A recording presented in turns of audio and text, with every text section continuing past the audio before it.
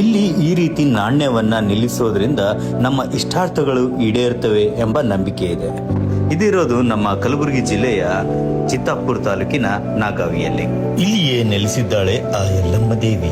ಇಡೀ ಊರನ್ನ ಒಂದು ಬಾರಿ ಬೆಂಕಿಯ ಅನಾಹುತದಿಂದ ಕಾಪಾಡ್ತಾಳೆ. ಅಂದಿನಿಂದ ಈ ತಾಯಿಯನ್ನ ಜಲದುರ್ಗಿ ಅಂತಲೂ ಕರೀತಾರೆ.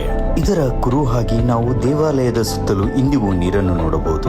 ಜೊತೆಗೆ ದೇವಾಲಯದ ಎದುರುಗಡೆ 2 ಪುಷ್ಕರಣಿಗಳು ಹಾಗೂ ಗರ್ಭಗುಡಿಯ ಬೆನ್ನಿಗೆ ಅಂಟಿಕೊಂಡಂತೆ ಮತ್ತೊಂದು ಪುಟ್ಟ ಪುಷ್ಕರಣಿ. ಇಲ್ಲಿರುವ ಒಂದು ಶಿಲಾಶಾಸನದಲ್ಲಿ ಈ ತಾಯಿಯನ್ನು ನಾಗವೇಲಾಂಬ ಎಂದು ಸಹ ಉಲ್ಲೇಖಿಸಲಾಗಿದೆ. ಹಾಗೆಯೇ ನಾವಿಲ್ಲಿ ಆ ತಾಯಿಯ ಪಾದುಕೆಗಳನ್ನು ಸಹ ನೋಡಬಹುದು.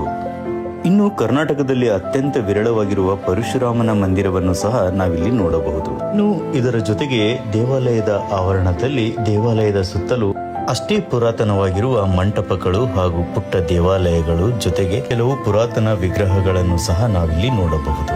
ಹಾಗೆ ಗರ್ಭಗುಡಿಯ ಎದುರುಗಡೆ 2 ಜೋಡಿ ದೀಪಸ್ತಂಭಗಳನ್ನು ಸಹ ನಾವಿಲ್ಲಿ ನೋಡಬಹುದು. ನೀವು ಸಹ ಒಮ್ಮೆ ಈ ದೇವಾಲಯಕ್ಕೆ ಭೇಟಿ ಕೊಟ್ಟು ಈ ತಾಯಿಯ ಅನುಗ್ರಹಕ್ಕೆ ಪಾತ್ರರಾಗಿ.